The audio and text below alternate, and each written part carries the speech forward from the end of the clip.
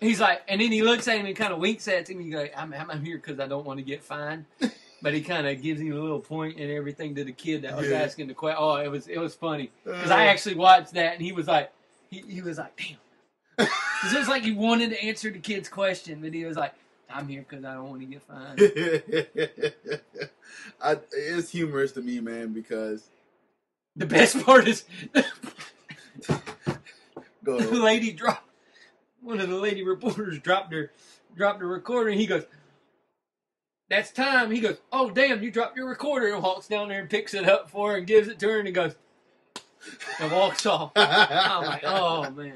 Yeah, so it's just humorous to me, man, because they still try to ask these questions. You know you don't get an answer out of them, and it's just you try. Now, the cool thing I did figure out now, and you probably saw this too, is that, you know, we had to partake in one of these when it comes to Florida because it was like $40 to get a pass to get in there on Media Day. Oh, yeah, like anybody can buy meat and you can get in there. Yeah, so I mean, we got to take a part of that if it could come close. They let me fucking go in there and record people. Ball's not court exclusive. Kevin Carter's going to be doing interviews. I'll ask all I won't go up to the fucking podiums.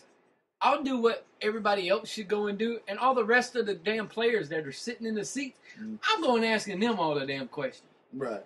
Spaghetti and meatballs? You good with that? Like, what do you like on your pizza?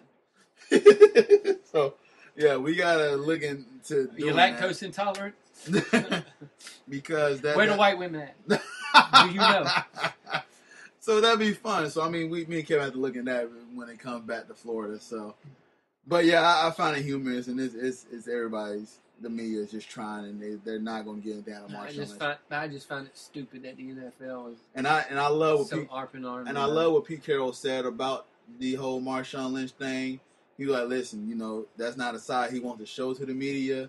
That's not, you know, you can't force him to do that. I'm not going to sit here and try to say that, but that's our guy. I would not want any other guy besides Marshawn Lynch. I wouldn't either. And running the ball. No. Exactly. He was like, as far as I know, what he showed us in the locker room, he's a great guy. There's no question about that. But he just he's not very open to the media and doing interviews. The only time he really busted open this year was when Percy Harvin got traded. Right. And you heard a lot about him coming out on Twitter and stuff like that, going, really? Right. And stuff like that. So, I mean, it's funny, man. But as far as people blowing it out of proportion, like he's going to get on the he's not going to get on the bus and stuff like that. Nah, he's still a professional athlete. Yeah. Just because he don't want to talk to you don't mean he ain't going to go do his job. Right, exactly. And I heard I saw someone tweeting like, oh, it's his job to answer to me. Where do you think? No, it's not his job to answer. Where do you think the money comes from? No, he earns money because he played football. He earns that right. He earns his money from what he does on the field, not what he does in the talking department. So it's not his. The only way you earn money in the talking department is if you get endorsements. Exactly. He's already got enough endorsements apparently from Skittles and the insurance Progressive. He's already got endorsements, so he don't really need to open his mouth. No. All right. And Kevin cleared this up for me off the air, but Marshawn Lynch, possible hat fine. Retarded. And tell me what you told me up there. Well, it was a New Era hat. And they just made a Beast Mode New Era hat. But it's because it didn't have the Seattle Seahawks logo and the NFL logo on it that the NFL got all pissy. Yeah. It was made by the people that are your partners. It was made by New Era. It's a New Era hat. Mm-hmm. It's just, it was still in their colors, but it just wasn't, it didn't have a Seahawk on it. Or an NFL logo on it. They were like, oh, you're trying to, no, he's wearing a damn hat. Leave the man alone. God darn. It's ludicrous. Holy shit. Just because he's not going to be nobody's puppet and everything like that, they're just finding possible ways to try to attack Marshawn Lynch. Listen, the guy... Well, it ain't even him being a puppet. It's just him being him. It's him being the way that he just wants to be. Just let him be the one you want to be. You've already tried to calm down dudes like T.O., Chad Johnson, a lot of these eccentric guys. You tried to calm them down, and you zap some of the fun out of the league. Just let people be themselves. That's why these guys are. That's what their personalities. It's almost entertainment like. They're playing a sport, but they're entertaining. Richard Sherman, entertaining dude. Some of these guys are very entertaining people. You just don't want them to be. Yeah. And it's annoying. It's annoying. Just let them have fun. Gotcha. All right, Tom Brady said he has a cold. Says nothing to worry about. Nah, it's nothing. Nothing. Yeah, it's nothing. You get a cold all the time. Yeah, I think you'll be all right. Yeah. I'm going to say climate. Drink some Gatorade. There you go. Take you some garlic. He went from a climate that's averaging about 12 degrees 25 on to average. 65. Yeah, so now he's going to 65. So this is common. He's going to a different climate. He used to the cold weather, so he's got a cold probably because of the changed weather. But like you said, I feel him up. He'll be fine. Yeah, no big deal about it. He'll be good. All right, Browner comments on targeting Sherman and Thomas injury. Those are like my brothers. At the end of the day, there are no hard feelings. It's like any game. You have a guy that messes his ankle up. You want to tackle him. You want to make sure you lay on the ankle. Say a guy messed up his shoulder. You tackle him and lay on his shoulder. It's just part of the game. Yep. I agree with him. That's part of the ball game. You go and attack what's hurt. Yep, I'm going to say. They do it all the time. Yep. It's nothing new. I'm going to say. People freaking out about it. Ah! Damn media. Yeah, for real. It's strategy. That's my one word I'm going to describe with it. It's that you have to do. Some of these guys want to play hurt. Guess what? You're going to do it. Green Bay didn't do it. Right now, they didn't. But right now, everybody's hurt. Yeah. Everybody has a nick, a bruise, or something that ain't fully healed. So right now, at this point of the season, you playing with your heart. You playing to win the championship. Listen, this is the last game of the season. No, everybody's gonna go balls to the wall anyway. So, exactly. Yeah. This is the last game of the season. Stop saying that as targeting. You guys know what's on the line. It's a title on the line here. The Vince Lombardi Trophy is on the line here. Of course they're gonna go all out. Of course they're gonna try to find some ways to try to. But really, on a defensive dude, it's kind of hard to. It's kind of hard to exploit a guy on defense unless he's only one arm and you don't throw the ball to him. Green Bay. Oh. Nice. Oh. All right, a little bit of basketball. Klay Thompson, perfect third quarter versus Kings. Retarded. Was 13 for 13 and 9 with 3-pointers, and he did not miss a shot in the third quarter. That's just stupid. That's ridiculous. Oh, I'm going to say splash, because everything he just threw in just splashed. The funniest damn thing I seen, though, was they did the NBA Jams thing to him, where he was just shooting. He's on fire. The ball was real. It was one of the best shooting displays I've ever seen in one quarter.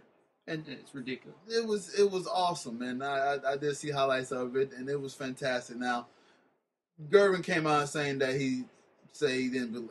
There was some speculating that he didn't think. I just think it's just hating. Listen, the young cat did something that's rare. He made all of his shots, 9 3-pointers. He made a 23 or 28 3-point shot. If you could shoot like that, this kid is ridiculous, man. This kid, I'm telling you, man, he's making a case from being one of the best future shooting guards. Remember when people were bitching because they didn't trade him for Kevin Love? Yeah. How about that? How's that working out for you? Yeah, you might want to keep Klay Thompson. How's that working out for you? I said anybody was stupid to trade for Kevin Love. And your own Miami Heat. Found a diamond in the rough finally. Yeah. Hassan Whiteside triple-double that included 12 blocks. Word associating. Pick one word for that Miami Heat fan. Blocking.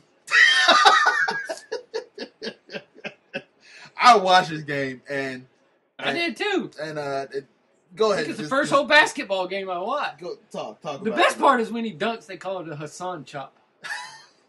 Hassan chop.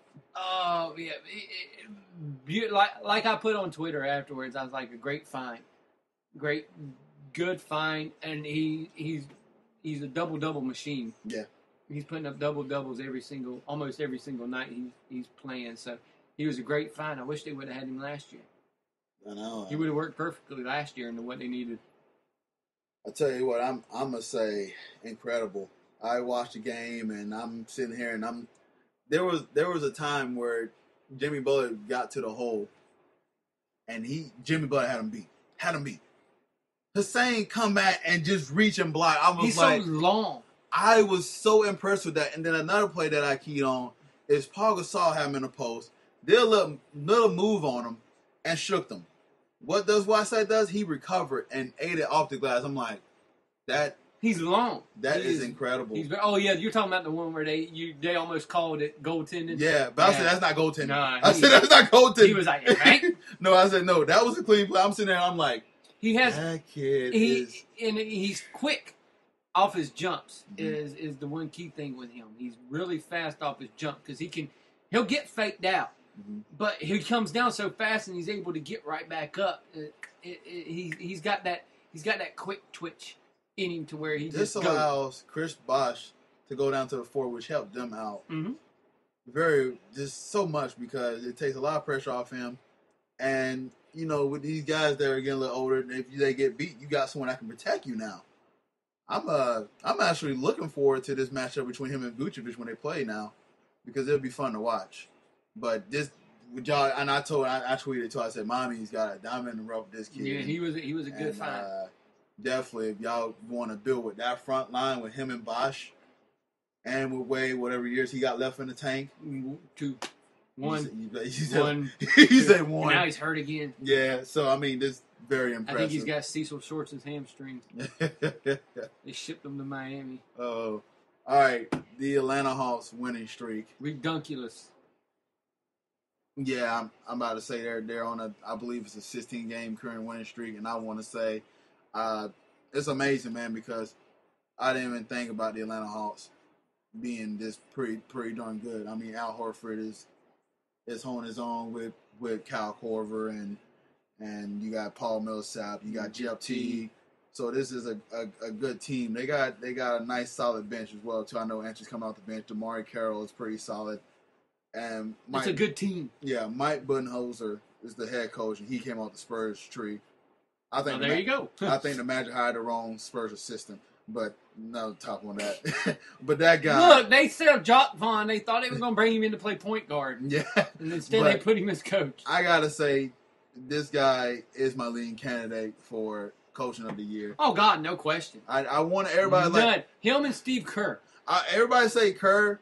No, this is more impressive. I want to say it's more impressive because there is no superstar on this team. None. Al Horford is the closest thing they have to a superstar, but he's not even there yet. Mm-hmm. But this is a more impressive coaching job than doing what you're doing out there with a bunch of guys that are just making 3-pointers right now. The key thing in Golden State is, what are you going to do when these guys start missing? That's going to be where you're going to have to end up start coaching. What do you do when they're going to start missing? Because they're going to start. Which they did in Chicago. Exactly. They're going to Chicago last night. They start missing shots. They're going to start. Now, what are you going to do? How are you going to coach your way out of it when that happens? The Atlanta Hawks are doing it with defense. Yep. And they're doing it without any major superstar. Kyle Korver is shooting a true percentage of 77% on 8 attempts. Pretty impressive. Now, everybody thinks he should be an all-star. I don't think so. But I think that's he dunked 2 games. He needs to be But it is very impressive what he is doing and everything like that. He's just taking advantage of he's doing what he's supposed to do, is hit them shots, but he's doing it at a really crazy rate. I want to say it was 50% from the field, 50% from 3-point land, and 9% from the free throw line. That's pretty good efficiency there. He's pretty good shooting. All right, last one. Coach K got his 1,000th win on Sunday, defeating St. John's 77-68. Longevity. Just tells you how long he's been there. That guy, I want to say, it is astounding, just for what he has done for so long. I was very consistent. He's got so many Duke representatives in the NBA. You know, just titles with Duke as well. 2. So 2 of them. Or 3. I think he's got 3. I want to say he's got 3. I think he's got 3. I had a number in my head that just slipped out of my head, but yeah, I think he's got 3. Multiple ACC a lot of ACC titles. So I mean, he is just the amount of consistency, whatever. So I give him credit, and I mean, I know he passed Knight at 903, and now he's at 1,000 here. 1,000. He's just been at it for such a long time. I mean, what else? What is there left for this guy to do? He's got an impressive resume. I mean, he literally can kind of walk off and retire whenever he wants, but I don't see him leaving anytime soon. No. He enjoys doing this. He enjoys coaching USA basketball. He enjoys building kids basketball. Mm-hmm. He enjoys building a program the right way, and he enjoys mentoring these kids to get ready for the next level in their lives, not just basketball, but in their whole lives. Right.